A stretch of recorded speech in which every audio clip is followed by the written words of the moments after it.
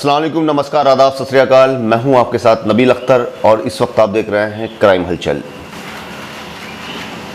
दोस्तों, भारत में लगातार क्राइम का बढ़ता हुआ रेट ये बता रहा है कि कहीं ना कहीं हमारे जो घरों की परवरिश है उसमें कहीं ना कहीं कमी रह रही है, जिसके चलते क्राइम में लगातार बढ़ोतरी होती जा रही है।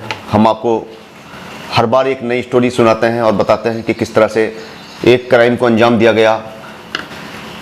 स्टोरी सुनाने का मकसद, कहानी बताने का मकसद ये होता है कि जो अपराधी जिस तरह से अपराध कर रहे हैं उससे आप अलर्ट हो जाएं और अपने आसपास निगाह रखें और देखें कि कहीं आपके पास कोई अपराध तो नहीं हो रहा है, आपके घर में, आपके मोहल्ले में कोई अपराध तो नहीं हो रहा है। आज जो हम एक स्टोरी लेकर आए हैं उसमें यह होता है कि एक घर में दो लोगों की लाशें पड़ी होने की खबर जब पुलिस को मिली तो तुरंत पुलिस मौके की ओर दौड़ ली कि आखिर ये लाशें किसकी हैं। इस इलाके में जब पुलिस पहुंची तो पुलिस को इस घर के अंदर दो लाशें पड़ी हुई थी, एक औरत की और लाश थी, एक लड़के की लाश थी।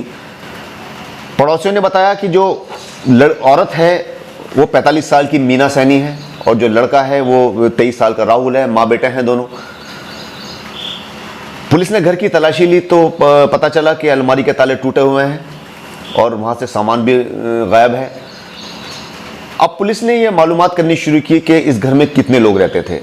पड़ोसियों ने जब मालूम किया तो पता चला कि इस घर में 3 लोग रहते थे। एक ये महिला रहती थी, इनका बेटा, और एक बेटी है काजल, वो रहती थी। पुलिस को घर में काजल नहीं मिली। पड़ोसियों से मालूम करने पर पता चला कि कुछ देर पहले काजल घर पर थी लेकिन अब वो घर पर नहीं है। पुलिस का शक ये हुआ कि कहीं चोरों ने या लुटेरों ने घर में लूट की है और उसके बाद वो काजल को लेकर तो नहीं चले गए। अभी पुलिस घर की छानबीन कर ही रही थी कि दरवाजे पर एक स्कूटी आकर रुकती है और उससे एक लड़की निकलकर उतरकर बाहर आती है और वो घर में घुसती है और चीखने चिल्लाने लग जाती है। पता ये चला कि यही वो काजल है जिसकी अभी पुलिस तलाश कर रही थी कि आखिर काजल गई कहाँ है। काजल इनकी सबसे छोटी, इनके 2 बच्चे थे, एक राहुल और एक काजल। मीना सैनी खुद 45 साल की थी, हस्बैंड की डेथ हो चुकी थी। ये तीनों इसी घर में रहते थे। अब दोनों की लाशें पड़ी हुई थी और काजल अभी घर में पहुंची थी तो पुलिस ने उससे पूछताछ की कि भाई आप कहाँ थी। तो उसने बताया कि मम्मी ने मुझे जूस लाने के लिए कहा था, मैं जूस लेने के लिए गई हुई थी। मैंने सोचा कि क्यों ना ब्यूटी पार्लर भी होती चलूँ, तो ब्यूटी पार्लर भी चली गई। पहले ब्यूटी पार्लर गई, वहाँ बाल स्ट्रेट करवाए, उसके बाद रास्ते में से जूस लिया और जब घर पहुंची तो ये हादसा, ये मंजर देखने को मिला। पुलिस जब काजल से बात कर रही थी तो काजल के बयान लगातार बदलते जा रहे थे। उसने 2-3 घंटे में ही कई तरीके से अपने बयान बदले और पुलिस की शक की सुई उसकी तरफ घूमी। तभी पुलिस की नज़र घर में लगे सीसीटीवी कैमरों पर पड़ी। पुलिस ने काजल से कहा कि सीसीटीवी कैमरे दिखाओ, इनकी फुटेज हम देखना चाहते हैं। जब सीसीटीवी कैमरों को खोला गया तो पता चला कि 24 घंटे पहले उन कैमरों को बंद कर दिया गया था। कैमरे पूरी तरह से बंद थे। अब पुलिस बड़ी पशोपेश में पड़ गई कि आखिर इस केस का खुलासा कैसे किया जाए। ये सचमुच लूट के बाद मर्डर है या कुछ और षड्यंत्र रचा गया है। पुलिस छानबीन में लग गई, लेकिन पुलिस की शक की सुई पूरी तरह से काजल पर जा चुकी थी क्योंकि काजल कई बार अपने बयान बदल चुकी थी। अब पुलिस ने उसके साथ सख्ती से पूछताछ की और उससे पूछा कि घर की तलाशी लो, घर में बताओ कि जैसे अलमारी के ताले टूटे पड़े हैं, कुछ गायब तो नहीं है। तो काजल अलमारी के अंदर घुसी और उसने देखा, उसने पुलिस को बताया कि लगभग 6 लाख रुपए के गहने उसके अंदर से गायब हैं। पुलिस को भी ये लगा कि शायद लूट हुई है और लूट के बाद विरोध करने पर इन दोनों का मर्डर कर दिया गया है।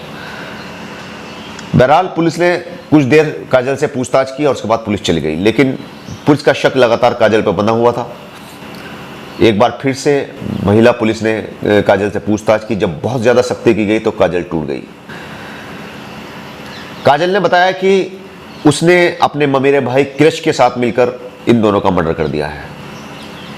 अब पुलिस के सामने बड़ा सवाल यह था कि एक छोटा सा परिवार जिसमें एक भाई बहन और एक माँ थी, आखिर काजल के सामने ऐसी क्या परेशानी आई, ऐसी क्या उसको नफरत थी माँ से और भाई से कि उसने इतना बड़ा कदम उठाया कि उनका कत्ल कर दिया।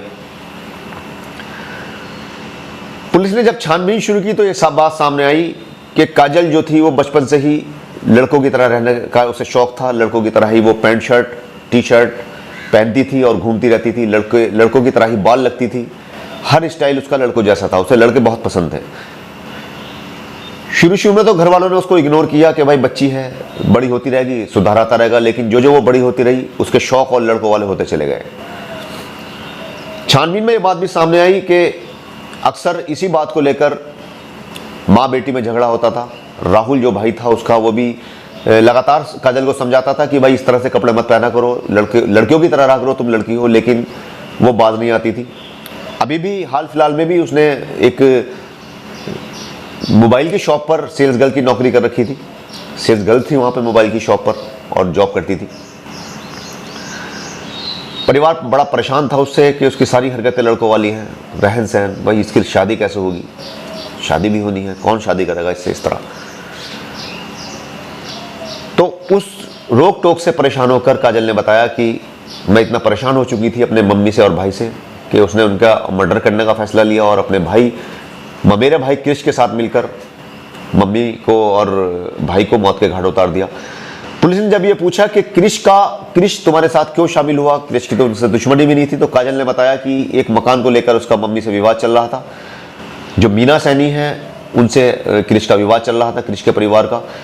तो काजल ने उसे समझाया कि अगर वो उसका साथ दे और मम्मी को और भाई को मौत के घाट उतरवाने में उसकी मदद करे, ताकि उसके साथ जो रोक टोक है, उसके ऊपर जो पाबंदियां वो लगाते हैं वो भी ख़त्म हो जाएं और मेरा भी काम हो जाएगा, तेरा भी काम हो जाएगा। क्योंकि जो जायदाद है, जिस मकान को लेकर इस परिवार में झगड़ा था, वो तुझे मिल जाएगा, मुझे मेरी आज़ादी मिल जाएगी। इसी के चलते इन दोनों ने प्लान बनाया था। इसी प्लान के तहत इस काम को अंजाम दिया गया। ये लोग एक रॉड लाए बाजार से, मोटी रॉड, और मौका लगने का इंतज़ार करने लगे। घर का काम निपटाने के बाद जब मीना सैनी अपने कमरे में गई और उन्होंने हेडफोन कान से लगाकर मोबाइल पर कुछ देखने लगी, कुछ देर के बाद राहुल ने अपनी माँ से कहा कि मैं शेव बनवाने नाई के यहाँ जा रहा हूँ। बस उसके ये कहते ही काजल के दिमाग पर फौरन प्लान तैयार हो गया। जैसे ही राहुल शेव बनवाने के लिए बाजार के लिए निकला, उसने फौरन क्रिश को फ़ोन कर दिया। क्रिश अपनी बाइक से उसके घर पहुंचा और मौका देखकर क्रिश ने और काजल ने मीना सैनी के सर पर भारी रॉड से वार कर दिया, जिससे वो गिर पड़ी। उसके बाद इन दोनों ने मिलकर उनका गला दबाया, जिससे उनकी मौके पर ही मौत हो गई। शेव बनवाने के बाद राहुल जब घर पहुंचा, इतने उन्होंने मीना सैनी की लाश को ठिकाने लगा दिया था, एक तरफ कर दिया था, ताकि राहुल की नज़र डायरेक्ट उन पर ना पड़े। राहुल जब घर में पहुंचा तो ये दोनों उसके ताक में थे, उसके आने के इंतज़ार में थे। इन्होंने अचानक राहुल के सिर पर वार किया भारी रॉड से। राहुल वहीं गिर गया। उसके बाद उन्होंने उसका भी गला दबा दिया। माँ और बेटे दोनों की मौत हो चुकी थी। काजल ने अपनी जो माँ की अलमारी थी वो खोली, उसके अंदर से गहने निकाले, उनको स्कूटर की डिग्गी में रखा। उसने क्रिश से कहा अब तुम जाओ। अब इनकी हिम्मत देखो कि क्रिश फौरन वहाँ से ऋषिकेश के लिए निकल गया ताकि उसके ऊपर किसी को शक ना हो, और काजल स्कूटर की डिग्गी में अपने उन्होंने जेवर डाले और वहीं पे मोहल्ले में घूमती रही कुछ देर तक, तो कि शायद कोई घर में चला जाए और उसे हादसे का पता चल जाए कि भाई बदमाश आए थे और सोना लूट कर, पैसा लूट कर ले गए और विरोध करने पर इन दोनों को मार गए। यही उनकी प्लानिंग थी। लेकिन उनकी प्लानिंग ये पूरी तरह से फेल होनी थी। काजल वहीं पर घूमती रही। कुछ देर के बाद उसने अपना स्कूटर ब्यूटी पार्लर की तरफ मोड़ा। स्कूटर ब्यूटी पार्लर गई, वहाँ बाल स्ट्रेट कराए। उसके बाद बाजार गई, वहाँ से एक जूस लिया, बनवाया घर के लिए। और जब घर पर आई तो पुलिस मौके पर मौजूद थी। उसे पता था कि कोई ना कोई आ जाएगा और बता देगा पुलिस को कि भाई ऐसे ऐसे यहाँ पर मर्डर हो गया है। मीना सैनी के फ़ोन से ही पुलिस को फ़ोन किया गया था। तो काजल ने सारे राज पुलिस के सामने उगल दिए। अब पुलिस के सामने बड़ा सवाल यह था कि क्या एक बेटी सिर्फ इसलिए अपनी माँ को मार सकती है कि वो रोक टोक रहे हैं, भाई को मार सकती है? फिलहाल पुलिस ने दोनों को गिरफ्तार किया। उसको ऋषिकेश से गिरफ्तार किया, क्रिश को, और काजल को गिरफ्तार किया। महिला पुलिस उसे थाने ले गई, कोर्ट के सामने पेश किया गया, जेल भेज दिया गया। मर्डर के तीसरे दिन काजल की मौसी ने कुछ राज खोले जो वाकई चौंकाने वाले थे। काजल की मौसी ने पुलिस को बताया कि काजल जो है वो समलैंगिक थी। उसकी कई लड़कियों के साथ अवैध संबंध थे। काजल ने अपनी एक दोस्त की शादी अपने भाई राहुल से करवाई थी। जो उसकी दोस्त थी, एक सहेली थी, उसकी शादी राहुल से कराई, बहू बन के वो लड़की घर में आई।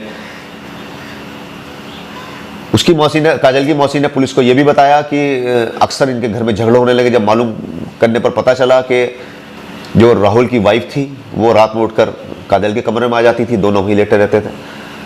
इसी के चलते दोनों के घरों में विवाद बढ़ा, झगड़े बढ़े और राहुल ने अपनी बीवी को छोड़ दिया, उसे तलाक दे दिया, घर से निकाल दिया।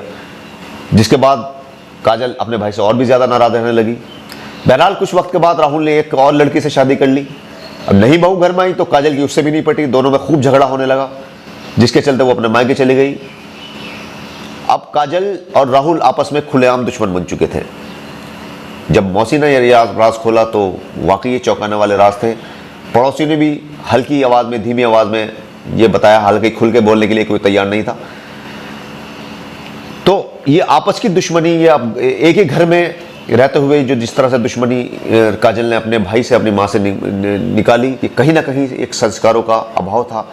अगर शुरू से ही काजल पर ये सख्ती की जाती कि वो लड़कों की तरह न रहे, लड़कों की तरह कपड़े ना पहने, तो शायद काजल इतनी न बिगड़ती।